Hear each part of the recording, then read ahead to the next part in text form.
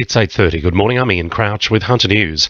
There's been a spike in the number of whooping cough cases in the Hunter this year, prompting a warning for pregnant women and children to be vaccinated. 275 cases have been reported in the Hunter New England health area so far in 2015, compared to 79 for the same time last year. Doctors say most cases are for school children who were immunised as babies, but the protection from the vaccine has worn off. Hunter families with disadvantaged children will be some of the big winners in next week's federal budget. The government is setting aside $850 million for a new childhood safety net, which will help households in financial difficulty, those with disabled children, or people in rural areas. Social Services Minister Scott Morrison has told the ABC this fund is greatly needed. It is a very broad sweep across a whole range of circumstances. The Productivity Commission found that this current area of service was quite disjointed. Gillieston Heights residents can now finally use Cessnock Road at Testers Hollow this morning after it was reopened late yesterday. The stretch of road has been cut off by floodwaters for more than 2 weeks, leaving residents with a long detour. Meanwhile, we're being assured our drinking water is still safe despite 27 billion litres of murky water entering Grahamstown Dam following the floods. Turbidity levels are at record highs. However, Hunter Water says it's increasing the dosage of chlorine and keeping a close watch for any algae outbreaks. The police crackdown on car hoons in Newcastle has continued overnight, with the main trouble spots again locked down. Kooragang Island and the Steel River Industrial Estate were off limits, as officers handed out several fines for defects and speeding. They were also called to Cameron Park and Broadmeadow to deal with car hoons. Mine workers have confronted Rio Tinto over safety concerns stemming from their casualisation of coal mining jobs in the Hunter and across the country. The CFMEU presented figures to the company's annual general meeting from the Hunter, showing while casual contract workers represent 40% of the workforce, they made up 2/3 of lost time injuries last year.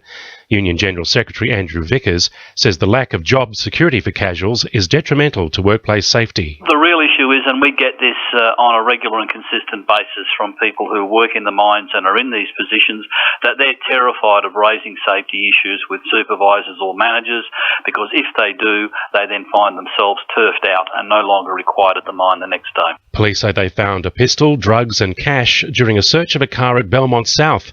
Officers noticed the vehicle in Andra Place just before 9:30 last night. A 30-year-old man was charged while a second man was arrested but later released.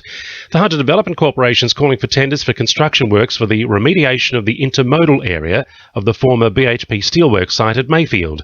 The corporation is heading up the work on behalf of the state government under a voluntary remediation agreement with the Environment Protection Authority. HDC General Manager Bob Hawes says the priority is to make sure the land can be reused. The first objective is to get it into a state so that it can be reused, and that's what we're doing, and we've worked with the Environmental Protection Authority to make sure what the outcome here is something that can be used. Now with sport, Georgia Moylan. The Newcastle Knights swingers Kuyuate and James McManus are set to bring their A game this weekend in hope of securing a spot in the upcoming State of Origin opener.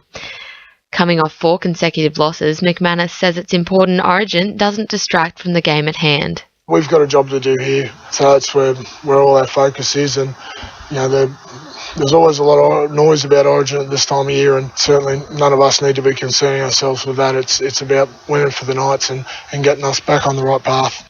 The Knights take on Manly at Brookvale Oval this Sunday. The Hunter Hurricanes are set to take on Brisbane Barracudas at 3 o'clock this afternoon at Sydney Olympic Park Aquatic Centre. The match will be the Hurricanes' first appearance in the National Water Polo League's final series since the club was founded in 2006. And in soccer, the local derby between the Maitland Magpies and Western Bears will reignite this Sunday when the clubs face off for the first time in 13 years. That's sport. I'm Georgia Moylan. 2 in your RFM News Time, 26 to 9.